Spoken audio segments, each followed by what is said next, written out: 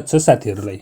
आज हामीले लोकसेवा तथा अन्य प्रतिस्पर्धी परीक्षाका लागि अत्यन्तै महत्त्वपूर्ण टपिक आर्थिक विकासका संवाहक र सोसँग परीक्षामा सोध्न सक्ने सम्पूर्ण प्रश्नहरू र सो प्रश्नको परीक्षामा सोधेको खण्डमा लेख्ने उत्तरहरू सहित आज हामी तपाईहरु सामु उपस्थित भइसकेका छौं।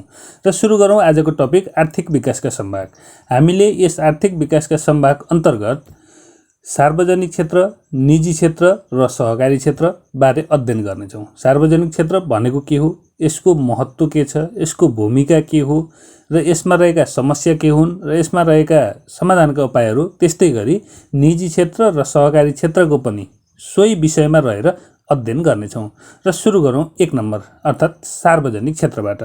सबैभन्दा पहिला बुझौँ सार्वजनिक क्षेत्र भनेको के हो। यो सार्वजनिक क्षेत्र, निजी क्षेत्र र सहकारी क्षेत्र रहेको छ। यसबाट परीक्षामा प्रत्येक वर्ष परीक्षामा एउटा न एउटा प्रश्न सोध्ने नै गरेको छ, जुन सर्ट क्वेसन अथवा लङ क्वेसन अर्थात् 5 नम्बरको प्रश्न अथवा 10 नम्बरको प्रश्न पनि सोध्ने गरेको छ। यो खर्दार, नासु अनि अधिकृत लगायत अन्य प्रतिस्पर्धी सम्पूर्ण परीक्षाहरूका लागि एकदमै महत्त्वपूर्ण टपिक रहेको छ। सबैभन्दा पहिला बुझौँ सार्वजनिक क्षेत्र भनेको के हो। सार्वजनिक क्षेत्र भनेको सजिलो भाषामा सरकारी क्षेत्र हो, जुन हामीले सार्वजनिक सेवा प्रवाह भनेर पढ्ने गर्छौँ। अर्थात् सरकारले हामीलाई जुन वस्तु तथा सेवा दिन्छ त्यसलाई नै सार्वजनिक सेवा प्रवाह भन्छौँ भनेर जुन अर्को सार्वजनिक सेवा प्रवाह टपिकमा अध्ययन गर्ने गर्छौँ। ठ्याक्कै त्यही सार्वजनिक सेवा प्रवाह गर्ने माध्यम नै सार्वजनिक क्षेत्र हो। अर्थात् सरकारको स्वामित्व र नियन्त्रणमा रहेको, अर्थात् सरकारको लगानी रहेको, अर्थात् सजिलो भाषामा सरकारी क्षेत्र नै सार्वजनिक क्षेत्र हो। सरकारको अब यसको परिभाषा कसरी लेख्ने, सरकारको स्वामित्व र नियन्त्रणमा रहने सरकारी लगानी एवं गतिविधिलाई सार्वजनिक क्षेत्र भनिन्छ। यस अन्तर्गत सरकारी आर्थिक गतिविधि र तिनका क्षेत्रहरू पर्दछन्। अर्थात् अर्को भाषामा भन्ने हो भने राजकीय अधिकारको स्रोतको रूपमा रहेको आम जनताको सामाजिक, आर्थिक, राजनैतिक, सांस्कृतिक लगायत सर्वाङ्गीण विकासका क्रियाकलाप सञ्चालन गरी नागरिक सामु सरकारको उपस्थिति बोध गराइदिने वैधानिकता प्राप्त संरचना नै सार्वजनिक क्षेत्र हो। परीक्षामा अप्ठ्यारो भाषामा लेखेर धेरै नम्बर आउने भन्ने चाहिँ हुँदैन। त्यसैले सजिलो आफ्नो भाषामा र स्पष्ट क्लियर रूपमा लेख्नु होला। त्यो लेखेपछि भइहाल्छ। जुन हाम्रो पहिलो परिभाषा नै उत्तम हुन्छ र तपाईले सेकेन्डलाई पनि लेख्न सक्नुहुन्छ। सरकारको स्वामित्व र नियन्त्रणमा रहने सरकारी लगानी एवं गतिविधि सार्वजनिक क्षेत्र हुन्। उदाहरणका लागि सार्वजनिक जुन हाम्रो विश्वविद्यालयहरू, जुन स्थानीय निकायहरू रहेका छन्, त्यस्तै गरी सरकारसँग सम्बन्धित सरकारी जे जति रहेको छ सम्पूर्ण सार्वजनिक क्षेत्र हुन्। जुन हाम्रो स्थानीय निकायहरू रहेको छ, स्थानीय तहहरू रहेको छ, अनि सरकारी स्कुलहरू, सरकारी विश्वविद्यालयहरू, यी सबै सार्वजनिक क्षेत्र हुन्। त्यस्तै अब हेरौँ नेपालको आर्थिक विकासमा सार्वजनिक क्षेत्रको महत्त्व। हामीलाई परीक्षामा कहिलेकाहीँ नेपालको आर्थिक विकासमा सार्वजनिक क्षेत्रको महत्त्व भनेर सोध्ने गर्छ भने कहिलेकाहीँ सिधै आर्थिक विकासमा सार्वजनिक क्षेत्रको महत्त्व अथवा नेपालमा सार्वजनिक क्षेत्रको महत्त्व भनेर सोध्ने गर्छ। ती सबैका पोइन्टहरू उही हुन्, थोरै भाषाको अर्थात् क्रियापद मात्रै परिवर्तन गर्ने हो, हैन भने लेख्ने कुरा एउटै हो। ल हेरौँ सबैभन्दा पहिलो आर्थिक विकासका लागि अनुकूल वातावरण तयार गर्नु। पहिला हामीले बुझ्यौँ सार्वजनिक क्षेत्र भनेको सरकारी क्षेत्र। सरकारी क्षेत्र भनेको हाम्रो अभिभावक, जुन नेपालको सरकारी क्षेत्र भनेको नेपालको अभिभावक। जस्तै कुनै पनि घरमा त्यो घरको विकास गर्नका लागि त्यो घरका अभिभावकले के गर्छन्। जस्तै तपाईकै घरको कुरा गरौँ, तपाईको बुवा मम्मी अथवा तपाईको घरमा जो अभिभावक रहेको छ, तपाई आफै पनि अभिभावक हुन सक्नुहुन्छ। तपाईहरुले अभिभावकले त्यो घरको विकासका लागि के गर्न सक्छन्, त्यही नै सार्वजनिक क्षेत्रको महत्त्व। जस्तै कुनै एउटा घरमा तिनीहरूको आमा बुवाले गर्ने भनेको त्यहाँको सुरक्षा हो, बालबच्चाको सुरक्षा गर्ने हो, तिनीहरूका लागि आवश्यक सम्पत्तिहरू कसरी जोड्ने, परीक्षाको फीहरू कसरी जोड्ने, जुन एउटा त्यो वातावरण तयार गर्छन् त्यसलाई नै सुरक्षा, स्थायित्व, संरक्षणको वातावरण छ।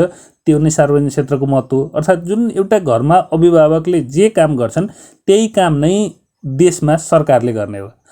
अनि अरु के हुन सक्छन्, जस्तै एउटा सामान्य घरलाई नै सोचेर भन्न सक्छौँ हामी, अरु अन्य छिमेकीसँगको पारिवारिक सम्बन्ध राम्रो गर्छन्, घरमा भएका भौतिक पूर्वाधारहरूको विकास गर्छन्। अब देशमा भन्दा भौतिक पूर्वाधारको विकास हुन्छ, घरमा भन्दा घरआसी सामग्रीहरूको विकास हुन्छ।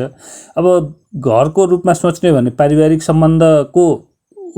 सम्बन्ध उत्कृष्ट बनाउने हुन्छ, देशको हिसाबले सोच्ने भने कूटनीतिक सम्बन्ध राम्रो गराउने हुन्छ। यस्तै गरी एउटा कुनै घरलाई सम्झेर अर्थात् कुनै एउटा अभिभावकले आफ्ना बालबच्चा अर्थात् आफ्ना व्यक्तिहरूका लागि गर्ने कुरा नै आर्थिक विकासमा सार्वजनिक क्षेत्रको महत्त्व हो। अब लेख्ने थोरै भाषा मात्रै फरक हो, अब अलिकति भाषा स्तरीय बनाउने हो।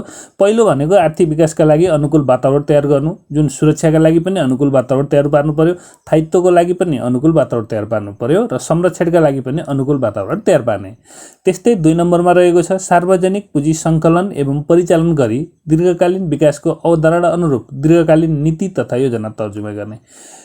अर्को महत्त्वपूर्ण कुरा भनेको नीति तथा योजना तर्जुमा गर्ने। सरकारले गर्ने भनेको नीति तथा योजना तर्जुमा हो, जुन आर्थिक विकास भनेको हुनाले आर्थिक विकासका लागि आवश्यक नीति तथा योजना तर्जुमा गर्ने।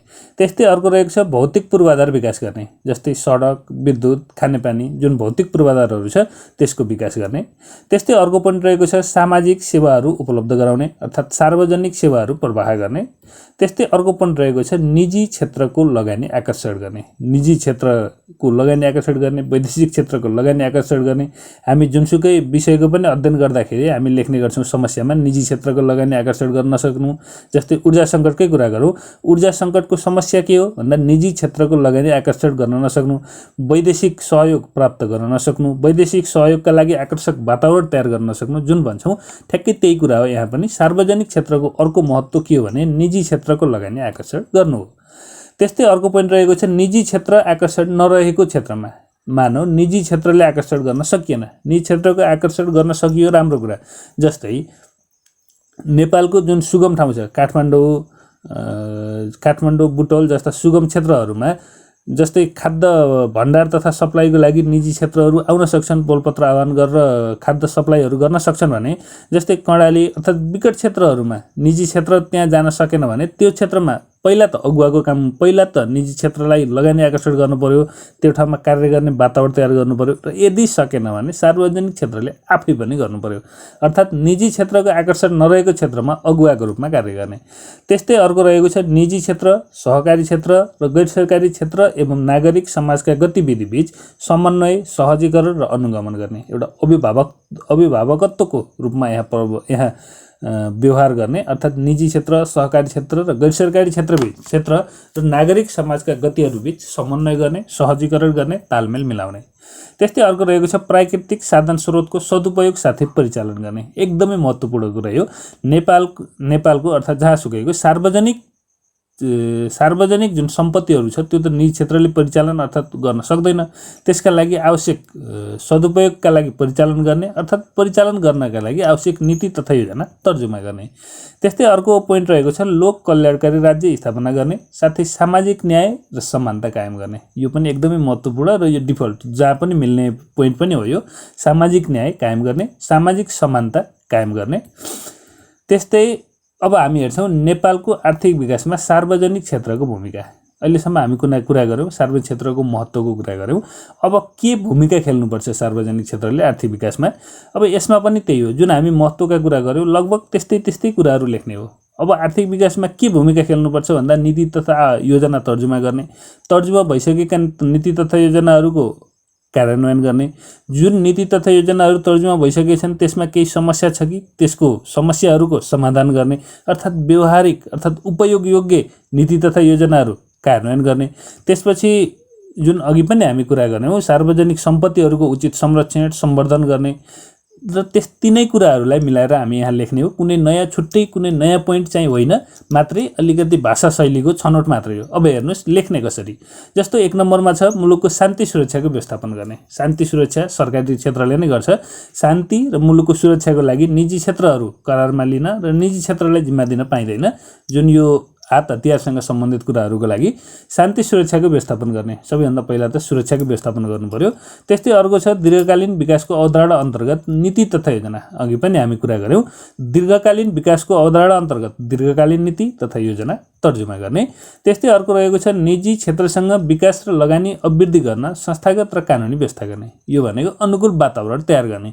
र यदि निजी क्षेत्र पहिला त निजी क्षेत्रका लागि आकर्षक गर्नका लागि लगानी अभिवृद्धि गर्नु पर्यो, संस्थागत र कानुनी व्यवस्था गर्नु पर्यो।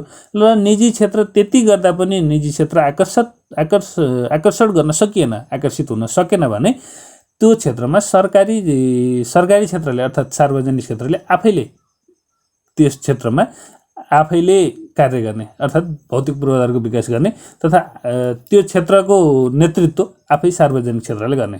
पहिला निजी क्षेत्र तथा अन्य क्षेत्रहरूलाई आकर्षण गर्ने, उनीहरूले गरे भने ठिकै छ भइहाल्यो, भएन भने चाहिँ आफै गर्ने, अनि सार्वजनिक क्षेत्रले नै त्यस्तो क्षेत्रको नेतृत्व गर्ने। त्यस्तै अर्को रहेको छ वैदेशिक रोजगारमा जाने युवाहरूलाई मुलुकभित्रै परिचालन गर्न रोजगारीको अवसरहरू सिर्जना गर्ने। जुन हाम्रो अहिले नेपालको ठुलो समस्या रहेको छ दक्ष जनशक्तिको पलायन, यो सकेसम्म हटाउनका लागि के गर्ने, मानिसहरूलाई रोजगारी दिन पर्यो, रोजगारीको अवसरहरू सिर्जना गर्ने। यो निजी क्षेत्रले पनि रोजगारीको अवसरहरू अहिले एकदमै ठुलो सङ्ख्यामा सिर्जना गरिरहेको छ र यसका लागि प्रमुख भूमिका सार्वजनिक क्षेत्रले खेल्ने, सार्वजनिक क्षेत्रमा सरकारी क्षेत्रमै रोजगारीको अवसरहरू सिर्जना गर्ने। त्यस्तै अन्य पोइन्ट रहेको छ वैदेशिक, पहिलो कुरा त रोजगारीको अवसर सिर्जना गर्ने युवाहरूलाई विदेश जानै नदिने। बाइचान्स अवसर सिर्जना गर्न सकिएन, युवाहरू विदेश गयो भने उनीहरूले जुन विदेशबाट कमाएको धन सम्पत्ति हुन्छ त्यो आएर लगानी गर्न सक्ने सुरक्षित वातावरण तयार गर्ने र उनीहरूले जुन कमाएको सम्पत्तिलाई सदुपयोग गर्नका लागि आवश्यक वातावरण तयार पार्ने। अनि उताबाट जुन ज्ञान सिकेर आएका हुन्छन् त्यसको पनि उपयोग गर्ने वातावरण तयार गर्ने। वैदेशिक रोजगारबाट फर्किएका युवाहरूबाट हुन सक्ने लगानीका लागि सुरक्षित वातावरण तयार पार्ने। त्यस्तै अर्को पोइन्ट रहेको छ विकास निर्माणका कार्यहरूमा समन्वय गर्ने, अनुगमन गर्ने, नीति तथा मूल्याङ्कन गर्ने, अद्यावधिक अर्थात् अपडेटेड विवरणहरू सम्बन्धित निकायमा प्रस्तुत गर्ने। विकास निर्माणका कार्यमा महत्त्वपूर्ण कुरा भनेको समन्वय, अनुगमन र मूल्याङ्कन। यो विकास निर्माणका कार्यमा सार्वजनिक क्षेत्रले आवश्यक नीति तथा योजना बनाएर आवश्यक योजना बनाएर निजी क्षेत्रलाई पनि जिम्मा लगाउन सक्छ, तर त्यसको अनुगमन र मूल्याङ्कन चाहिँ सार्वजनिक क्षेत्र आफैले गर्नुपर्ने हुन्छ। त्यस्तै अर्को भूमिका रहेको छ सुशासन अभिवृद्धि गरी जनतालाई आवश्यक सेवा सुविधा न्यायोचित रूपमा पाउन सक्ने व्यवस्था मिलाउने र सामाजिक न्याय कायम गर्ने।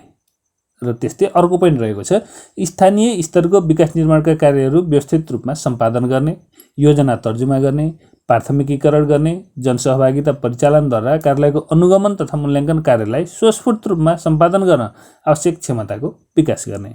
अघि नै पनि हामी कुरा गरिसक्यौँ, योजना तर्जुमा, प्राथमिकीकरण, नीति निर्माण यो सार्वजनिक क्षेत्रको काम हो र त्यति गरिसकेपछि सार्वजनिक क्षेत्रले आफै कार्य नगरेर निजी क्षेत्रलाई अर्थात् करारमा अर्थात् निजी क्षेत्र तथा अन्य क्षेत्रलाई पनि सहभागी गराउन सक्छ, तर त्यस्तो सम्पन्न भइसकेको कार्यको अनुगमन तथा मूल्याङ्कन गर्ने चाहिँ सार्वजनिक क्षेत्रले मात्रै हो, अन्य क्षेत्रले मूल्याङ्कन गर्न सक्दैन। मूल्याङ्कन गर्ने अन्य क्षेत्रलाई अधिकार दिनु हुँदैन। र अब हेरौँ हामी सार्वजनिक क्षेत्रका सबल पक्षहरू। अहिलेसम्म हामीले हेऱ्यौँ सार्वजनिक क्षेत्रको महत्त्व, हेऱ्यौँ सार्वजनिक क्षेत्रको भूमिका, हेऱ्यौँ र अब हामी हेर्छौँ सार्वजनिक क्षेत्रका सबल पक्षहरू अर्थात् सार्वजनिक क्षेत्रका के फाइदा छन्, के कस्ता बलिया राम्रा पोइन्टहरू रहेका छन्। एक नम्बरमा रहेको छ मानिसको जन्मदेखि मृत्यु पर्यन्तसम्मका सम्पूर्ण गतिविधिहरू समेट्छ। सार्वजनिक क्षेत्रले तपाईँ जन्मिँदाखेरि पनि सार्वजनिक क्षेत्र अर्थात् सरकारी क्षेत्रले कार्य गरिरहेका थिए भने अहिले पनि तपाईँलाई उनी क्षेत्रहरूले सेवा दिइरहेका छन्। सार्वजनिक क्षेत्रहरू मृत्यु पर्यन्तसम्म रहिरहन्छन्, बिचमा गएर हराउने, सेवा नदिने अनि भागेर जान्छ कि भन्ने त्यस्तो चाहिँ हुँदैन। सार्वजनिक क्षेत्रले सेवा प्रवाह गरिरहेका हुन्छन्। त्यस्तै अर्को पोइन्ट रहेको छ नाफामुखी नहुने। सार्वजनिक क्षेत्र कहिल्यै पनि नाफामुखी हुँदैन।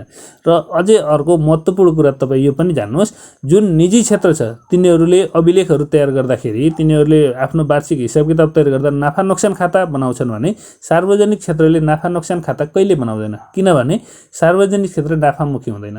जुन अहिले जुन हाम्रो अहिलेकै सार्वजनिक क्षेत्रको कुरा गरौँ, जुन सरकारी क्षेत्रले सामाजिक सुरक्षा रकम भनेर जुन सामाजिक सुरक्षा बाँडिरहेका छन्, जुन विधवा भत्ता, वृद्ध भत्ता, अपाङ्ग भत्ता, यो भनेको सरकारलाई पूर्ण घाटा हो। योबाट सरकारलाई नाफा छैन, योबाट सरकारलाई आम्दानी छैन, तर पनि सार्वजनिक क्षेत्रले यो गरिरहेका छन् किनभने यिनीहरू नाफामुखी हुँदैनन्, यिनीहरू सेवामुखी हुन्छन्, यिनीहरू जनभावनामा केन्द्रित रहन्छन्।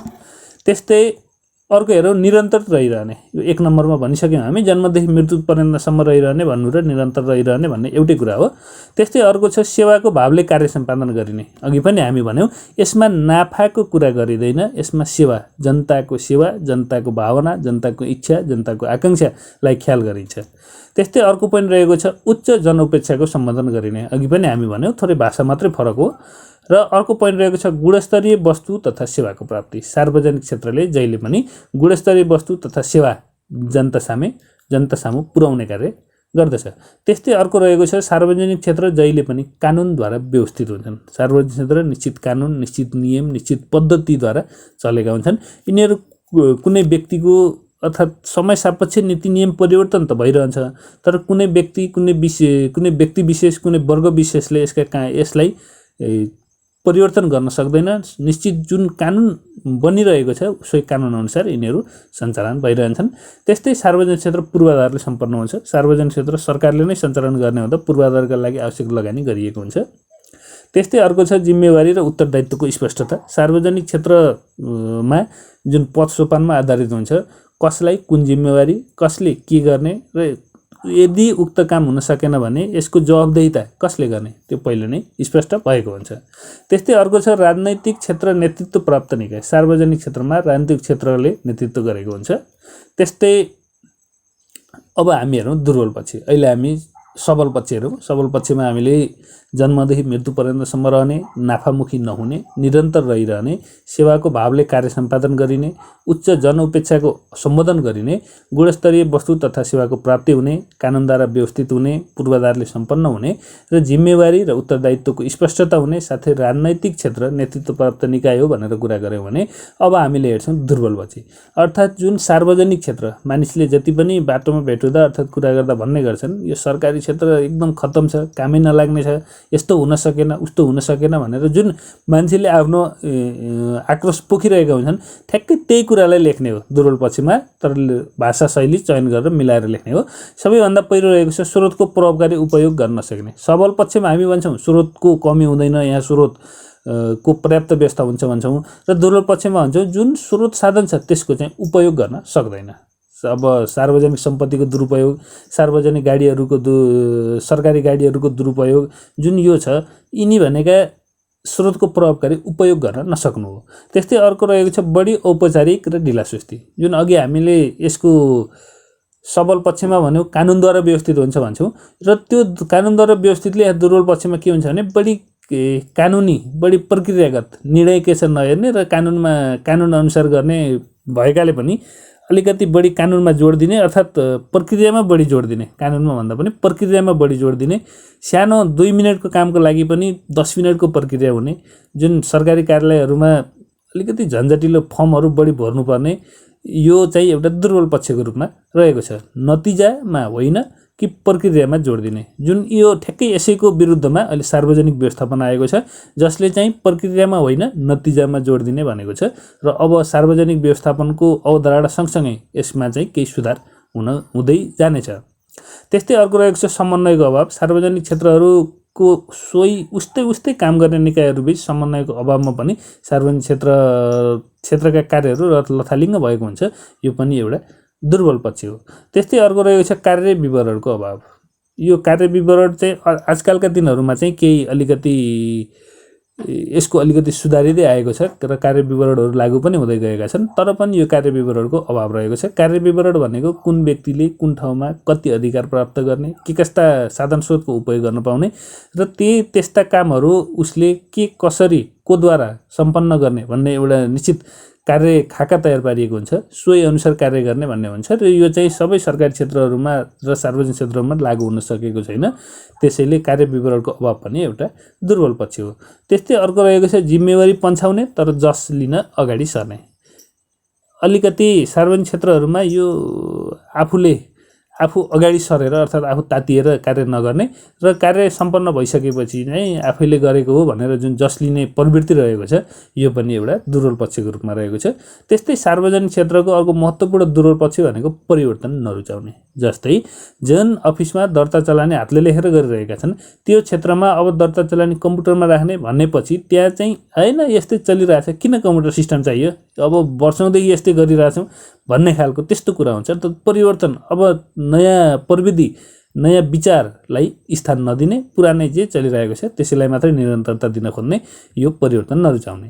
त्यस्तै भ्रष्टाचार व्याप्त। सार्वजनिक क्षेत्रमा भ्रष्टाचार यो त कुरै गर्नु परेन, एकदम भ्रष्टाचारले जरो गाडेको छ भनिन्छ, त्यो पनि सार्वजनिक क्षेत्रको दुर्बल पक्षको रूपमा रहेको छ भने आधुनिक प्रविधिको प्रयोग हुन नसकेको। यो आधुनिक प्रविधिको प्रयोग हुन नसकेको र परिवर्तन नरुचाउने यिनी चाहिँ उस्तै हुन्। परिवर्तन नरुचाउने हुनाले आधुनिक प्रविधिको प्रयोग हुन नसकेको हो। त्यस्तै अर्को छ कमजोर निगमन। यसको निगमन चाहिँ छैन। मान्छेले जे जसरी गरे पनि त्यसको उचित मूल्याङ्कन, उचित निगमन अर्थात् उचित यसको बारेमा अनुगमन हुन सकेको छैन। यो पनि एउटा दुर्बल पक्ष हो। र अब हामी हेर्छौँ निजी क्षेत्र। अहिलेसम्म हामी हेऱ्यौँ सार्वजनिक क्षेत्रको महत्त्व हेऱ्यौँ, भूमिका हेऱ्यौँ, यसको सबल पक्षहरू हेऱ्यौँ, यसको दुर्बल पक्षहरू हेऱ्यौँ, आर्थिक विकासमा महत्त्व अनि सार्वजनिक क्षेत्रमा रहेका दुर्बल पक्ष भनेका नै समस्याहरू हुन्। सबल पक्ष, दुर्बल पक्ष, भूमिका, महत्त्व यिनीहरू हेरौँ सार्वजनिक क्षेत्रको। अब त्यस्तै गरी अब हामी हेर्छौँ निजी क्षेत्रको। दोस्रो पोइन्ट हेर्छौँ निजी क्षेत्रको र त्यसै गरी हामी सहकारी क्षेत्रको पनि हेर्नेछौँ। र परीक्षामा हालसम्म लोकसेवा आयोग तथा अन्य प्रतिस्पर्धी सम्पूर्ण परीक्षामा यो आर्थिक विकासका सम्भाग सार्वजनिक क्षेत्र, निजी क्षेत्र र सहकारी क्षेत्रबाट कम्तीमा एउटा प्रश्न अनिवार्य रूपमा सोधेको पाइन्छ। र अब हामी हेर्छौँ निजी क्षेत्र।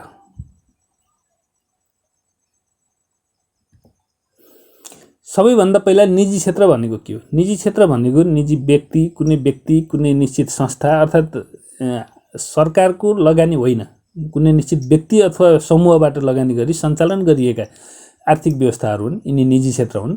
सरकारको स्वामित्व र नियन्त्रण नहुने सबै किसिमको स्वतन्त्र अर्थव्यवस्थालाई निजी क्षेत्र भनिन्छ। सरकारको स्वामित्व र नियन्त्रण नभए तापनि सरकारले सञ्चालन गरेका नीति, नियम, कानुन, विधि, पद्धति, प्रक्रियामा रहेर निजी क्षेत्रहरू सञ्चालन गर्नुपर्छ। अब जस्तो सरकारको लगानी छैन भनेर जे पाए त्यही गर्न चाहिँ पाइँदैन। सरकारको लगानी होइन, व्यक्तिको लगानी हो अथवा समूहको लगानी हो, तर पनि सरकारद्वारा सञ्चालित अर्थात् सरकारले व्यवस्थापन गर्न बनाएका नीति नियममा आधारित रहेर चाहिँ निजी क्षेत्र चल्दछन्। र यसको डेफिनेसन चाहिँ कसरी लेख्ने भने सरकारको स्वामित्व र नियन्त्रण नहुने सबै किसिमको स्वतन्त्र अर्थतन्त्रलाई निजी क्षेत्र भनिन्छ। यो निजी क्षेत्रको व्यक्ति वा समूहबाट सञ्चालन हुने बजार हो। यो नाफा आर्जनको उद्देश्य राखेर सञ्चालित व्यवसाय हो। एकदमै महत्त्वपूर्ण कुरा, निजी क्षेत्र भनेको नाफाको लागि गर्छ, सेवाको लागि निजी क्षेत्र कहिल्यै पनि हुँदैन। निजी क्षेत्रको प्रमुख उद्देश्य नाफा र सार्वजनिक क्षेत्रको प्रमुख उद्देश्य सेवा। यो दुईटा चाहिँ एकदमै महत्त्वपूर्ण कुरा। यो सरकारको नियन्त्रित व्यवस्था नभए तापनि, सरकारले नियन्त्रण नगर्ने भए पनि यो सरकारद्वारा लागू गरिएको आर्थिक योजना र कानुन अन्तर्गत रहेर चाहिँ चल्नुपर्दछ। यो एउटा महत्त्वपूर्ण कुरा हो। निजी क्षेत्र अन्तर्गत पर्दछन् एकल स्वामित्व व्यवसाय पर्दछ, साझेदारी व्यवसाय पर्छ, निजी सीमित स्वामित्वको व्यवसाय पर्छ भने अर्को सार्वजनिक सीमित स्वामित्वको व्यवसाय पनि पर्दछ।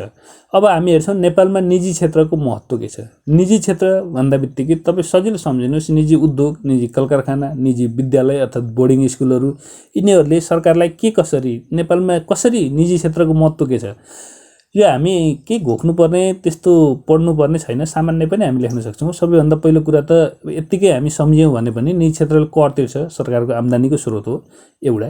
अर्को भनेको सरकारले गर्न नसकेका कार्यहरू निजी क्षेत्रले गरिरहेका हुन्छन्। अर्थात् सरकारको लागि जुन कार्यभार, जुन सरकारले कोर फङ्सन सरकारले गर्ने र अन्य निजी क्षेत्रलाई दिने भनेको छ। सरकारको कार्यभार अलिकति निजी क्षेत्रले पनि हस्तान्तरण गर्ने हुँदा सरकारलाई कार्यबोझ कम हुन्छ, सरकारले आफ्ना फङ्सनहरूमा ध्यान दिन सक्छ। त्यसपछि गएर सरकारी निजी साझेदारी, पब्लिक प्राइभेट पार्टनरसिप PPP अवधारणा लागू गर्न पनि सफल भएको छ। त्यस्तै गरी हामी यो सबै आफै देखे जानेको सम्झेका कुराहरूलाई मिलाएर लेख्ने हो। अब लेख्ने के हेर्नुहोस्, सरकारको उदारीकरण अर्थात् सर्वव्यापकताको नियम को नीति हो। यो सरकारको उदारीकरणको नीतिमा आधारित छ। नेपालको निजी क्षेत्र यसलाई सरकारको उदारीकरणलाई सहयोग गरिरहेको छ। त्यस्तै सरकारी आम्दानीको स्रोत, यो आम्दानीको स्रोत चाहिँ कर तिर्ने हुनाले सरकारको आम्दानीको स्रोत हो।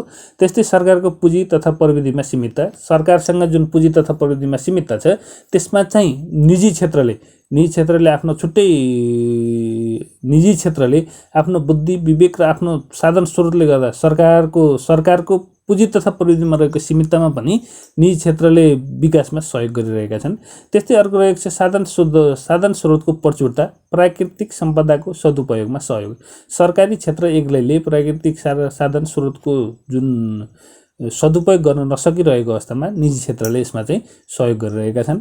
त्यस्तै अर्को रहेको छ रोजगारीको सिर्जना। यो पनि एकदमै महत्त्वपूर्ण कुरा हो। निजी क्षेत्रले जहिले पनि सानोदेखि ठुलो सम्पूर्ण क्षेत्रमा लगानी गर्न सक्ने हुनाले सानादेखि ठुलासम्म जुन यो कस्ट बेनिफिट भन्छ, एनालाइसिस भन्छ, जुन अब कति लगानी गर्ने, कति त्यसमा फाइदा हुन्छ, कति खर्च हुन्छ, यो सम्बन्धी सम्पूर्ण एनालाइसिस गरी निजी क्षेत्र जुनसुकै क्षेत्रमा लगानी गर्ने हुनाले जस्तोसुकै जनशक्ति पनि निजी क्षेत्रले जस्तोसुकै जनशक्तिलाई पनि निजी क्षेत्रले रोजगार दिने गर्दछ। त्यस्तै अर्को रहेको छ आर्थिक विकासमा सहयोग। आर्थिक विकासमा सहयोग त भइहाल्यो। त्यस्तै अर्को पोइन्ट रहेको छ निजी क्षेत्रको लगानी विविध प्रकारको र विविध क्षेत्रमा हुने गर्छ, जसले सबै खाले नेपालमा निजी क्षेत्रको महत्त्व यी नै कुरा हो। यसलाई यसरी पनि लेख्न सकिन्छ, महत्त्व अघिकै कुरालाई हामी यसरी पनि लेख्न सक्छौँ। निजी क्षेत्रको लगानी विविध प्रकारको र विविध क्षेत्रमा हुने गर्छ, जसले गर्दा सबै खाले जनशक्तिका लागि रोजगारीको अवसर सिर्जना हुन्छ। यसरी लेखे पनि हुन्छ र यसरी लेखे पनि हुन्छ। यिनी चाहिँ छोटो पोइन्ट वाइज छ, छोटो छ भने यो चाहिँ अलि स्पष्ट छ। हामी लोकसेवा तथा अन्य प्रतिस्पर्धी परीक्षामा चाहिँ यो ढङ्गको लेख्दा चाहिँ राम्रो हुन्छ। यसमा डिटेलसहित लेखिएको छ। जस्तै 1 नम्बर छ निजी क्षेत्रको लगानी विविध प्रकारको र विविध क्षेत्रमा हुने गर्छ, जसले गर्दा सबै खाले जनशक्तिका लागि रोजगारीको अवसर सिर्जना हुन्छ। त्यस्तै 2 नम्बरमा रहेको छ। त्यो 1 नम्बर पोइन्टलाई हामी रोजगारीको अवसर सिर्जना मात्र लेख्न पनि सक्छौँ र रोजगारीको अवसर सिर्जना लेखेर ड्यास दिएर त्यो एक्लै लेख्न पनि सक्छौँ। त्यो गर्दा हामीलाई टाइम बढी लाग्ने हुनाले हामीले रोजगारीको अवसर सिर्जना मात्र लेख्दाखेरि त्यसले आवश्यक कुराहरू बुझाउन नसक्ने हुनाले यसरी लेख्यो भने यो चाहिँ बेस्ट हुन्छ। र 2 नम्बरमा रहेको छ निजी क्षेत्रको लगानी र व्यवसायबाट वस्तु तथा सेवाको उच्चतम उत्पादन हुन गई प्रति व्यक्ति आयमा वृद्धि हुन्छ। त्यस्तै 3 नम्बरमा रहेको छ निजी क्षेत्रले स्वदेशमा वस्तु तथा सेवाको उत्पादन गरी आयातमा कमी र निर्यातमा विस्तार गर्न सहयोग पुर्याउँदछ। त्यस्तै 4 नम्बरमा रहेको छ देश र जनताको आवश्यकता बमोजिम वस्तु उत्पादन हुने भएकाले आत्मीयता बढाउँछ। निजी क्षेत्रले जहिले पनि देश र जनता जहाँ जे खपत हुन्छ त्यही उत्पादन गर्ने हो। निजी क्षेत्र नाफामा आधारित हो। नाफामा आधारित भएका हुनाले निजी क्षेत्रको प्रमुख उद्देश्य भनेको नै नाफा हो। के गरी नाफा हुन्छ? जुन देश र जनताको लागि आवश्यक वस्तुहरू छ तिनै उत्पादन गरेर निजी क्षेत्रले नाफा आर्जन गर्ने हो। त्यस्तै अर्को पोइन्ट रहेको छ निजी क्षेत्रको व्यवसायबाट प्राकृतिक, आर्थिक, मानव साथै प्राविधिक साधन स्रोतको अधिकतम सदुपयोग गर्न सकिन्छ। निजी क्षेत्रले जुनसुकै क्षेत्रमा लगानी गर्ने र जुनसुकै क्षेत्रमा रोजगारीका अवसरहरू पनि सिर्जना गर्ने हुनाले मानवीय स्रोत साधनको प्रयोग भइहाल्यो। त्यस्तै प्राकृतिक, आर्थिक साधन स्रोतको पनि अधिकतम सदुपयोग गर्न सकिन्छ।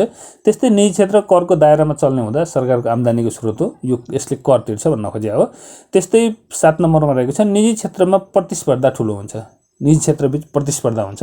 समयअनुसार चल्न नसिक्ने निजी क्षेत्रहरू अर्थात् व्यावसायिक प्रतिष्ठाहरू चल्न गाह्रो हुने हुँदा यसबाट व्यावसायिकताको समेत ठुलो विकास हुन्छ। यसमा प्रतिस्पर्धा चलिरहन्छ। जो प्रतिस्पर्धा गर्न सक्छ ऊ अगाडि बढ्न सक्छ, जसले प्रतिस्पर्धा गर्न सक्दैन ऊ बजारबाट आफै हटेर जान्छ। त्यस्तै अब हेरौँ आर्थिक विकासमा निजी क्षेत्रको भूमिका के हुन्छ। अहिलेसम्म हामी हेरौँ महत्त्वलाई पनि हामी 2 स्टेपमा हेरौँ। पहिलो स्टेपमा हामी छोटो पोइन्ट वाइज लेख्यौँ भने दोस्रो स्टेपमा त्यही पोइन्टलाई अलिकति व्याख्यात्मक ढङ्गले लेख्यौँ। यदि तपाईँ पोइन्ट वाइज लेख्नुहुन्छ भने व्याख्यात्मक ढङ्गले लेख्नु पर्दैन र यदि व्याख्यात्मक ढङ्गले लेख्नुहुन्छ भने पोइन्ट वाइज लेख्नु पर्दैन। जस्तो हामी यहाँ हुन त यो पनि पोइन्ट वाइज नै हो, तर अलि लामो छ भने यही महत्त्वलाई यसरी पनि लेख्न सकिन्छ। हामी इक्जामको दृष्टिकोणले चाहिँ यसलाई चाहिँ यो हिसाबले लेख्दा चाहिँ उत्कृष्ट हुन्छ। अब हेरौँ निजी क्षेत्रको भूमिका। के कस्तो भूमिका खेल्नुपर्छ निजी क्षेत्रले आर्थिक विकासका लागि। 1 नम्बरमा विश्वव्यापीकरण र उदारीकरणको वर्तमान विश्व अर्थव्यवस्थामा अन्तर्राष्ट्रिय बजारमा प्रतिस्पर्धा गर्न सक्ने क्षमता वृद्धि गर्ने। जुन अहिलेको हामीसँग रहेको बजार छ, अब हामीले उत्पादन गरेका कुराहरू चाहिँ विश्वव्यापीकरणको जुन यो लहर चलेको छ यसमा चाहिँ नेपालमा मात्रै खपत भएर हुँदैन। यिनी चाहिँ अन्तर्राष्ट्रिय बजारमा पनि खपत हुन सक्नुपर्छ र अन्तर्राष्ट्रिय बजारमा पनि हाम्रा सामानहरू खपत हुनका लागि अन्तर्राष्ट्रिय बजारमा प्रतिस्पर्धा गर्न सक्ने क्षमता वृद्धि गर्नुपर्छ। निजी क्षेत्रको एउटा महत्त्वपूर्ण भूमिका। त्यस्तै दोस्रो रहेको छ उपभोक्ताको हितलाई ध्यानमा राखेर आफ्नो व्यावसायिक मूल्य मान्यताको आधारमा सञ्चालन गर्नुपर्छ। आफ्नो व्यावसायिक मूल्य मान्यताको आधारमा त सञ्चालन गर्नै पर्यो, सामान्य कुरा भयो। जसमा त्यो व्यावसायिक मूल्य मान्यताको आधारमा सञ्चालन गर्दै गर्दा उपभोक्ताको हितलाई पनि ध्यानमा राख्नुपर्छ। त्यस्तै 3 नम्बरमा रहेको छ निजी सरकारी साझेदारी अवधारणा अनुसार कार्य गर्न सहयोग पुर्याउनु पर्दछ। त्यस्तै अर्को रहेको छ वस्तु तथा सेवाको गुणस्तर वृद्धि गर्न र सुलभ रूपमा वस्तु तथा सेवा उपलब्ध गराउन सहयोग गर्नुपर्छ। निजी क्षेत्रले नाफा मात्रै हेर्ने हुँदा वस्तु तथा सेवाको गुणस्तरमा व्यवस्था चाहिँ गर्नु हुँदैन। वस्तु तथा सेवाको कालोबजारी गर्ने अर्थात् कृत्रिम अभाव सिर्जना गर्ने यस्तो काम पनि गर्नु हुँदैन। नेपालमा यो चाहिँ बेला बेलामा भइरहने घटनाहरू हो। यस्तो चाहिँ गर्नु हुँदैन। निजी क्षेत्रले यस्तो काम नगरेर वस्तु तथा सेवाको गुणस्तर अभिवृद्धि गरेर साथै सुलभ वस्तु र सेवा उपलब्ध गराएर आर्थिक विकासमा सहयोग चाहिँ गर्नुपर्छ। त्यस्तै अर्को रहेको छ बजारमुखी अर्थव्यवस्थाको अवधारणा अनुसार कार्य गर्न सहयोग पुर्याउनु पर्दछ। त्यस्तै अर्को पोइन्ट रहेको छ सरकारले समय समयमा गर्ने बजार अनुगमन कार्यमा सहयोगी भूमिका निभाउनुपर्छ। सरकारले बेला बेलामा जुन बजार अनुगमन गर्छ त्यसमा चाहिँ निजी क्षेत्रले पनि सहयोग गर्नुपर्छ। सरकारी क्षेत्रलाई बजार अनुगमन गर्न आउँदाखेरि दुर्व्यवहार गर्ने अनि पसल बन्द गर्ने, भाग्ने, व्यवसायहरू बन्द गर्ने यस्तो चाहिँ गर्नु हुँदैन। बजार अनुगमन कार्यमा सहयोगी भूमिका निभाउनुपर्छ। बजार अनुगमन कार्यमा सहयोगी भूमिका निभाउनुपर्छ भन्नुको अर्थ जुन हिसाबले बजार सञ्चालन गर्नुपर्थ्यो त्यही हिसाबले बजार सञ्चालन गर्नुपर्छ। अनैतिक कार्य तथा अव्यावहारिक कार्यहरू र नाफाको लागि अनैतिक कार्यहरू चाहिँ गर्नु हुँदैन। त्यस्तै अर्को रहेको छ कानुन बमोजिम कर तिर्ने। कर त अनिवार्य रूपमा तिर्नु पर्यो किनभने यो सरकारको आम्दानीको स्रोत हो। र अर्को रहेको छ गरिबी निवारण, भौतिक तथा सामाजिक पूर्वाधार क्षेत्रमा लगानी वृद्धि गर्न सहयोग गर्ने। त्यस्तै वातावरणीय पक्षको समेत संरक्षण गर्नमा सहयोग गर्ने। अब विकास गर्दाखेरि चाहिँ वातावरणीय पक्षलाई पनि ख्याल गर्नुपर्छ र दिगो विकासलाई पनि ख्याल गर्नुपर्छ। दिगो विकासका लागि वातावरण जोगाउनुपर्छ भन्ने हिसाबको कुराहरू चलिरहेको समयमा गरिबी निवारणमा सहयोग गर्ने, भौतिक तथा सामाजिक पूर्वाधारको क्षेत्रमा लगानी वृद्धि गर्न सहयोग गर्ने र त्यस्तै वातावरणीय पक्षहरूको समेत विकास गर्नमा सहयोग गर्ने। त्यस्तै अब हामी हेरौँ नेपालको निजी क्षेत्रको विकासमा के समस्या देखिरहेको छ। निजी क्षेत्रले के कस्तो भूमिका खेल्ने त हामी कुरा गरिहाल्यौँ। अब निजी क्षेत्रमा के समस्या छन् र त्यसको कसरी समाधान गर्ने त्यसलाई पनि हेरौँ। पहिला हेरौँ समस्याहरू। एक नम्बर रहेको छ राजनैतिक अस्थिरता। यो राजनैतिक अस्थिरता जहाँ सुकैको समस्या हो, जहाँको समस्या भए पनि यो एउटा पोइन्ट लेखिहाल्नु जहाँ पनि मिल्छ यो। नीतिगत अस्थिरता साथै लगानी मैत्री वातावरणको अभाव।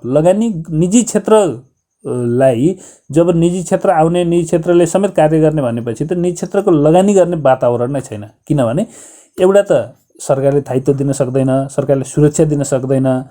अहिले नेपालले निजी क्षेत्रले गरेको लगानीमा भोलि केही भइहाली लगानी डुब्यो भने सरकारको तर्फबाट त्यसको लागि कुनै आवश्यक व्यवस्था छैन। यसले गर्दा पनि नेपालमा निजी क्षेत्रको लागि लगानी मैत्री वातावरणको अभाव छ। निजी क्षेत्रले गरेको लगानीको सरकारले जनधनको सुरक्षा दिन सक्ने अवस्था छैन यहाँ। त्यस्तै दोस्रो रहेको छ सरकार र निजी क्षेत्रबीच विश्वासको अभाव छ। सरकारले निजी क्षेत्रको विश्वास नगर्ने र निजी क्षेत्रले सरकारको विश्वास नगर्ने, यो विश्वासको अभावले पनि एउटा निजी क्षेत्रको विकासमा समस्या देखिरहेको छ। त्यस्तै अर्को रहेको छ औद्योगिक व्यवसायी र कामदारबीच असल सम्बन्धको कमी। व्यवसाय सञ्चालन गर्ने व्यवसायी र कामदारहरूबीच असल सम्बन्धको कमी छ। यो असल सम्बन्ध कमी भन्नाले कस्तो भने जस्तो कामदारहरू हडताल गर्ने, कामदारहरूले निश्चित पार्टीगत भातृ सङ्गठनहरू खोल्ने अनि हडताल गर्ने, त्यसपछि कार्यालयहरू सञ्चालन हुन नदिने, औद्योगिक उत्पादनहरूमा हानि गर्ने, यस्ता किसिमका जुन समस्या छ यो कामदार र औद्योगिक व्यवसायबीच असल सम्बन्ध हुन सकेको छैन। यो सम्बन्धको कमी यसले पनि निजी क्षेत्रमा समस्या देखिरहेको छ। त्यस्तै अर्को रहेको छ भौतिक पूर्वाधार विकासको अभाव। सबैभन्दा पहिला निजी क्षेत्रले कुनै पनि उद्योग सञ्चालन गर्न तथा औद्योगिक जुन क्षेत्र सञ्चालन गर्नका लागि भौतिक पूर्वाधार चाहिन्छ।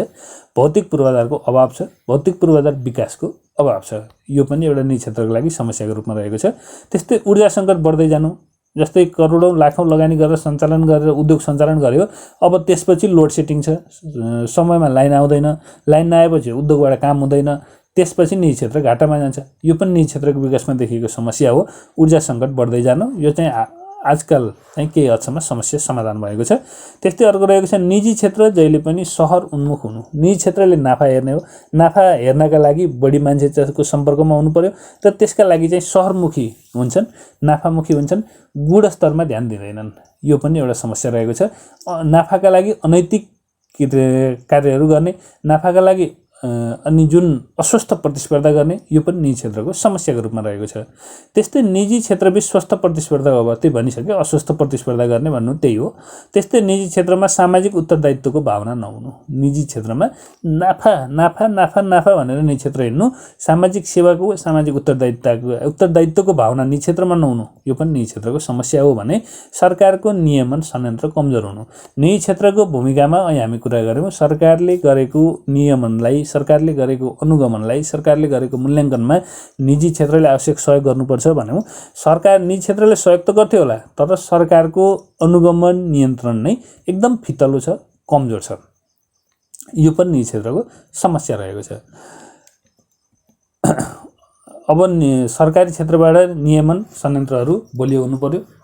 सरकारी क्षेत्रबाट नियमन गर्दाखेरि निजी क्षेत्रहरू बीच अब जस्तो निगमन हामी नियमन गर्न आउँदैछौँ भनेर पहिल्यै सूचना दिनु, अर्थात् उनीहरूले कुनै स्रोतबाट सूचना पाउनु, यस्ता विभिन्न कमजोरीहरू रहेका छन्। यसलाई चाहिँ अब समयमै सुधार्न सकिन्छ। अब नेपालको निजी क्षेत्रमा विकासका सुधारका क्षेत्रहरू के कस्ता सुधारहरू गर्न सकिन्छ हेरौँ।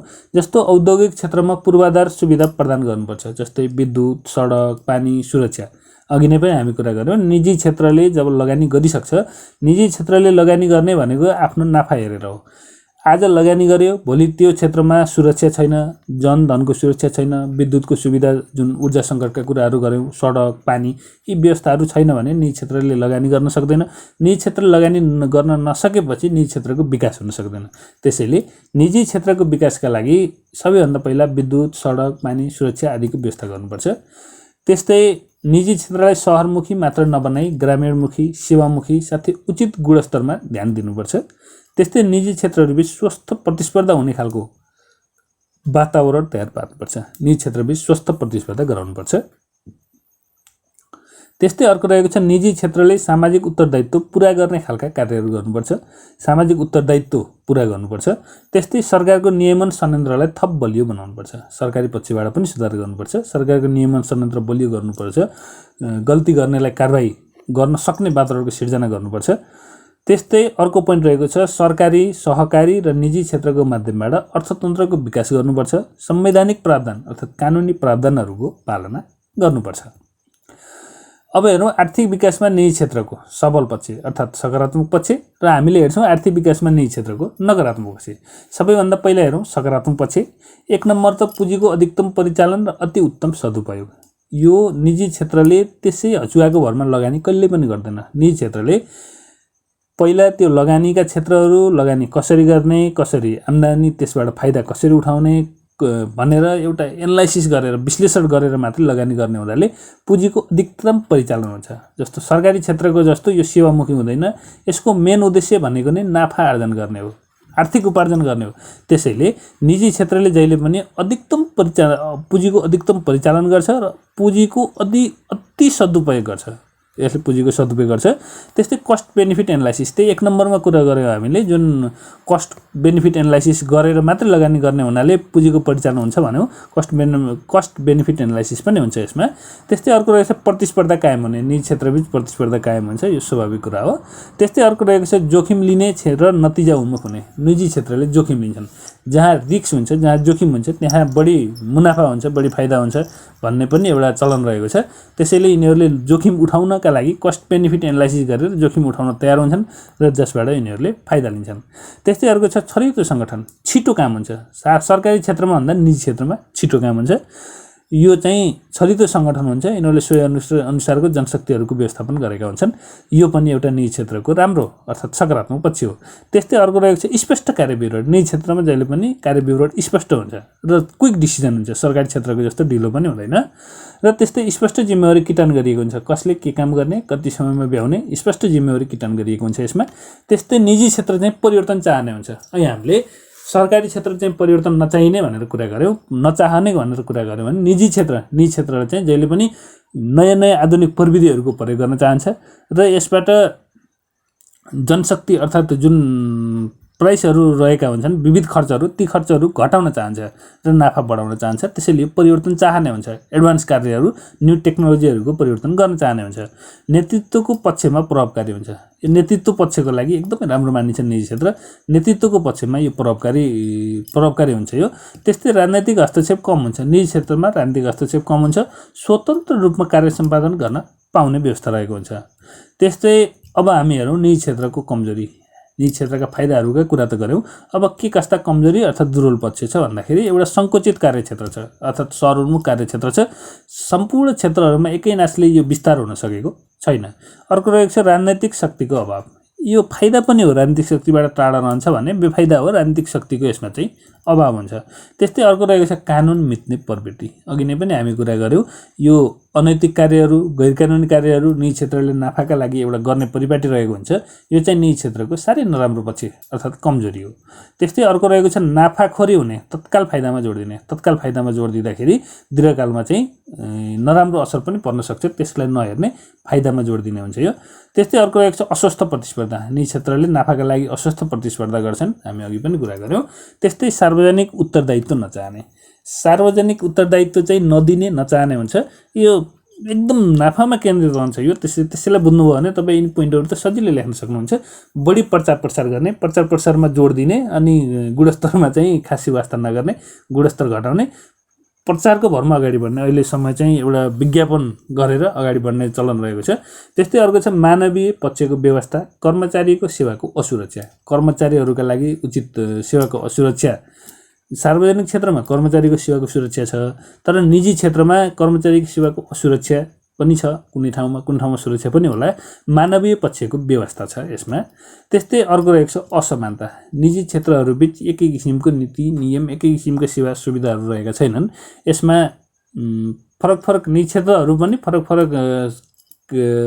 फरक क्षेत्रहरूबीच फरक लगानीका क्षेत्रहरूमा, फरक उद्योग व्यवसायहरूमा फरक किसिमका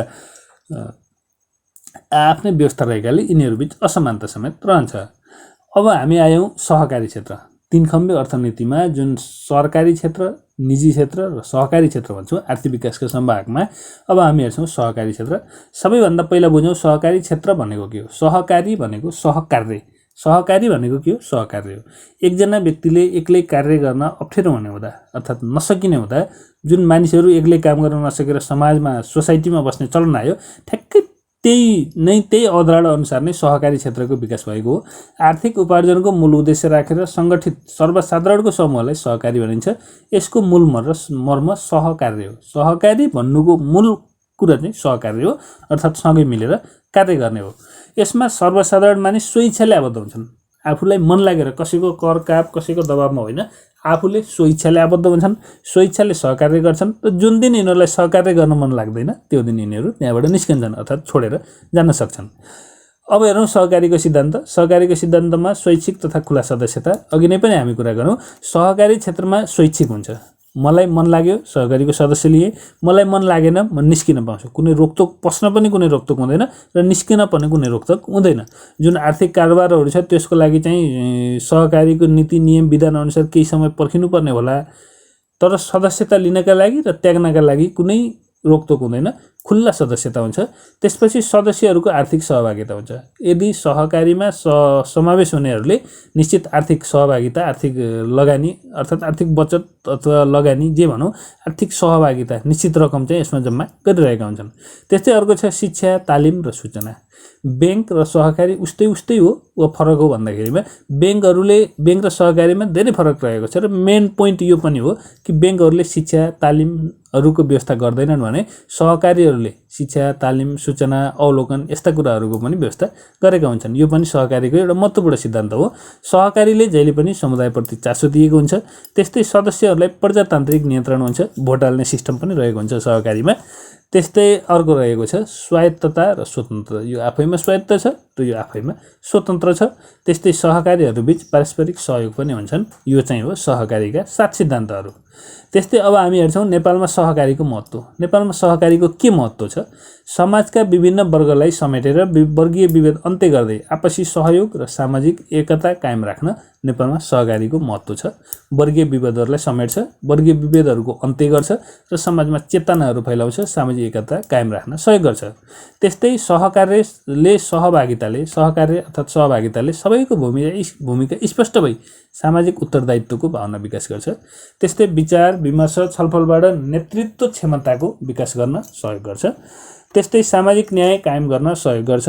त्यस्तै सामाजिक दक्षता एवं इमान्दार व्यक्ति निर्माणमा सहयोग गर्छ। सहकार्यबाट सामाजिक दक्षता र इमान्दार व्यक्ति निर्माणमा सहयोग हुन्छ। सामाजिक न्याय कायम गर्नमा समेत सहयोग हुन्छ भने सामाजिक विकृति, विसङ्गति, कुप्रथा अनि यो जुन खराब आचरणहरू, खराब विचारहरू जुन रहेका छन्, सामाजिक विकृतिहरू रहेका छन्, तिनीहरू चाहिँ हटाउन सहयोग गर्छ।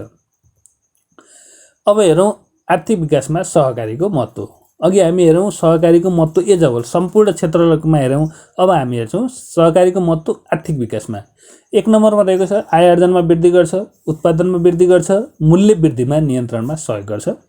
दोस्रो पोइन्ट रहेको छ पुँजी र प्रविधिको परिचालन गर्छ, साधन स्रोतको अधिकतम उपयोग गर्छ। पुँजी प्रविधिको सदुपयोग गर्छ, साधन स्रोतको अधिकतम उपयोग गर्छ।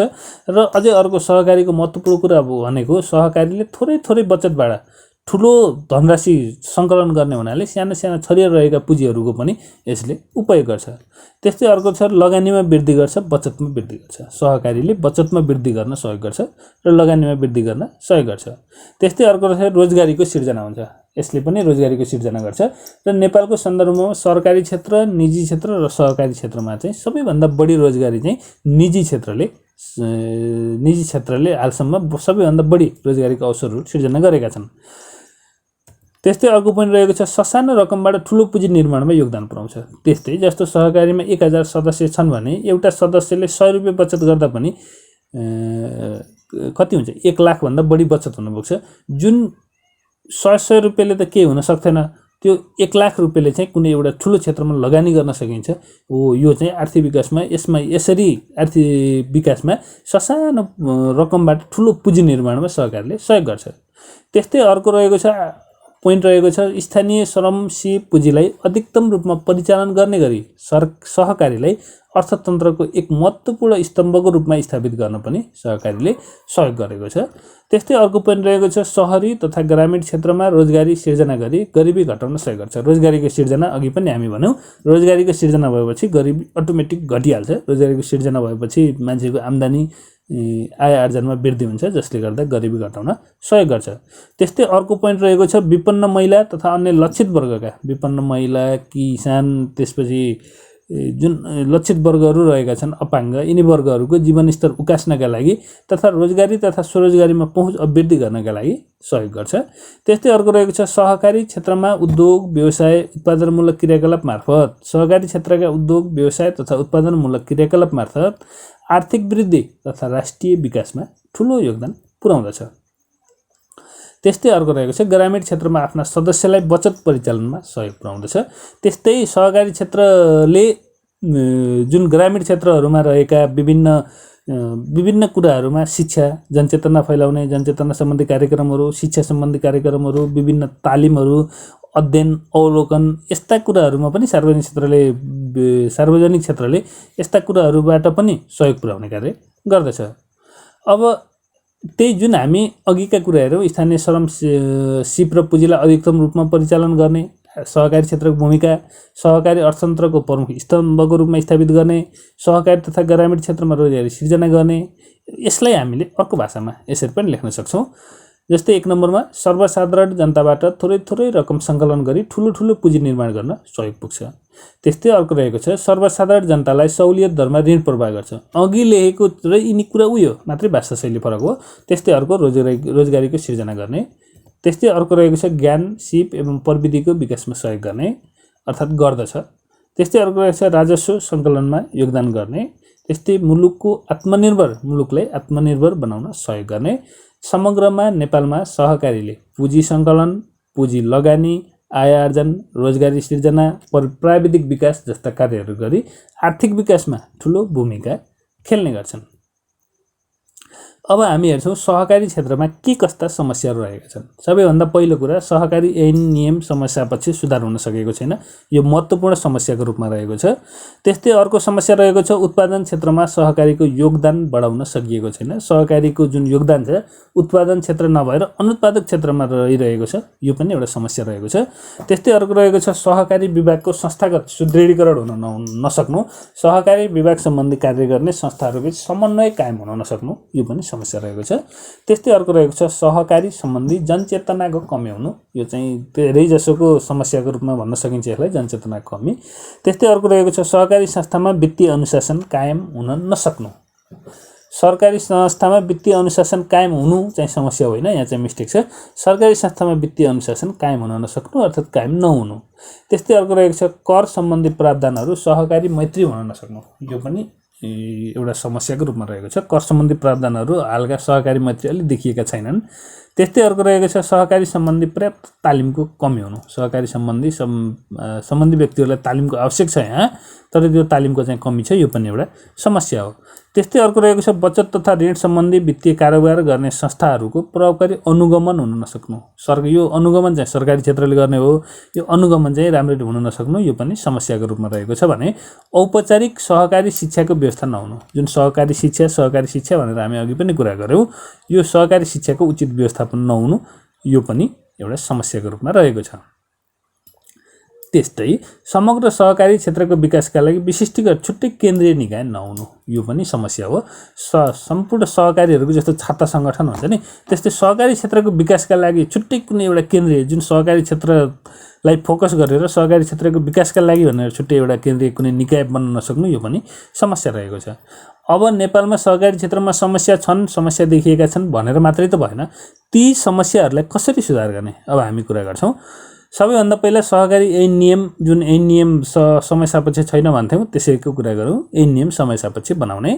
त्यस्तै सहकारी बचत तथा ऋण ऐन परिमार्जन गरी लागू गर्ने। त्यस्तै कर कानुन र कर ऐनलाई सहकारी मैत्री जस्तो समस्यामा सहकारी मैत्री कर कानुन भएन भन्थ्यौँ, त्यही बनाउने। जे समस्या छन् त्यसैको समाधान गर्ने नै हो, कुनै नयाँ कुरा लेख्नु पर्दैन। सहकारी विभाग अन्तर्गतका कार्यहरूको संस्थागत सुदृढीकरण गर्ने। सहकारी विकासका लागि कार्य गर्ने संस्थाहरूबीच समन्वय कायम गर्ने। त्यस्तै अर्को रहेको छ सरकार र सहकारी साझेदारी कार्यक्रम सञ्चालन गर्ने। सरकारी र निजी साझेदारी एउटा हो, सरकारी र सहकारी साझेदारी अर्को हो। निजी क्षेत्रमा देखिएका समस्या समाधान भन्यो भने सरकारी निजी साझेदारी कार्यक्रम सञ्चालन लेख्ने, अनि सहकारी क्षेत्रमा देखिएका समस्या समाधान भन्यो भने सरकारी सहकारी साझेदारी कार्यक्रम सञ्चालन गर्ने लेख्ने। त्यस्तै अर्को रहेको छ सहकारी क्षेत्रको कार्यक्षेत्र पनि विस्तार गर्ने। यो पनि समस्या, यो विस्तार गरे पनि समस्याको समाधान हुन्छ। त्यस्तै सहकारी मार्फत लक्षित कार्यक्रमहरू सञ्चालन गर्ने, जस्तै महिला लक्षित कार्यक्रमहरू, अपाङ्ग लक्षित कार्यक्रमहरू, वृद्ध लक्षित कार्यक्रमहरू, कृषक लक्षित कार्यक्रमहरू, यस्ता कार्यक्रमहरू चाहिँ सहकारी मार्फत समाधान गर्ने। त्यस्तै अर्को रहेको छ सहकारी क्षेत्रमा वैदेशिक सहयोग उपयोग गर्न मिल्ने वैदेशिक सहायता नीतिमा परिमार्जन गर्ने। सहकारी क्षेत्रमा वैदेशिक सहयोग उपयोग गर्न मिल्ने गरी सहकारी क्षेत्रमा पनि वैदेशिक सहयोगको उपयोग गर्न मिल्ने गरी वैदेशिक सहायता नीति। अहिले चाहिँ सहकारी क्षेत्रमा वैदेशिक सहयोगको उपयोग गर्नका लागि अलिकति समस्या रहेको छ, ती समस्याहरू हटाउने गरी वैदेशिक सहयोग नीतिमा चाहिँ परिमार्जन गर्ने। त्यस्तै धन्यवाद। हामीले यति बेलासम्म निजी क्षेत्रका कुरा गऱ्यौँ, सहकारी क्षेत्रका कुरा गऱ्यौँ र सहकारी क्षेत्रका कुरा गऱ्यौँ। निजी क्षेत्र, सरकारी क्षेत्र, सहकारी क्षेत्र तिनटैका परिचय हेरौँ, तिनटैका भूमिका हेऱ्यौँ, तिनटैका महत्त्व हेऱ्यौँ, तिनटैका आर्थिक विकासका लागि महत्त्वपूर्ण पक्षहरू हेऱ्यौँ, अनि तिनटैका सबल पक्षहरू र तिनटैका दुर्बल पक्षहरू, साथै निजी क्षेत्र, सरकारी क्षेत्र र सहकारी क्षेत्रका मा देखिएका समस्या, साथै ती समस्या समाधान गर्नका लागि अपनाउने उपायहरू हेऱ्यौँ। यदि तपाईँलाई यो आर्थिक विकासका सम्भाग सम्बन्धीमा प्रश्न सोध्यो भने हामीले यहाँ अध्ययन गरेको बाहेक अरू प्रश्न सोध्दैन। यो चाहिँ ढुक्क हुनुहोस्, तपाईँ यिनैबाट प्रश्नहरू सोध्ने हो। यिनै क्रियापदहरू जस्तो महत्त्व घोकिसकेपछि त्यसको भूमिका छुट्टै घोक्नु पर्दैन, मात्रै क्रियापद फेर्ने हो, कुरा उही हो। पोइन्ट याद गर्नुभयो भने भइहाल्छ। समस्या घोकिसकेपछि समाधानका उपाय छुट्टै घोक्नु पर्दैन, त्यही समस्यालाई नै मिलाएर लेख्ने हो। समस्याको कसरी समाधान गर्ने त्यही कुरा नै सम्झिने हो। अब यसमा घोक्ने भन्दा पनि सम्झिने कुरा चाहिँ बढी छ र हामीले तपाईँहरू सामु नेपालको आर्थिक विकासका सम्भागहरू निजी क्षेत्र, सार्वजनिक क्षेत्र र सहकारी क्षेत्र प्रस्तुत गऱ्यौँ। तपाईँलाई यो यति भिडियो हेरिरहँदा तपाईँलाई यो भिडियो चाहिँ कस्तो लाग्यो? तपाईँलाई राम्रो लाग्यो भने कमेन्टमा लेखिदिनु होला, राम्रो लाग्यो भनेर। र यदि तपाईँलाई चित्त बुझेन र नराम्रो लाग्यो भने के कस्ता सुधार गर्दा तपाईँको चित्त बुझ्ने हुन्छ, अर्थात् के कस्ता सुधार गर्दा राम्रो हुन्छ, कृपया झर्को नमानी कमेन्टमा लेखिदिनु होला। हामीले त्यही अनुसार आगामी दिनहरूमा भिडियो बनाउनेछौँ, अर्थात् तपाईँले दिनुभएको सुझावको मध्यनजर गर्दै सुधारका क्षेत्रहरू पहिलाउनेछौँ। र यदि तपाईँ आगामी दिनमा पनि यस्तै भिडियोहरू हेर्न चाहनुहुन्छ भने हाम्रो च्यानललाई सब्स्क्राइब गर्नुहोला, साथै अन्य तपाईँ जस्तो तयारी गरिरहनुभएका साथीहरू सामु पुर्याउनका लागि सेयर गर्न नभुल्नुहोला। हवस् त, धन्यवाद।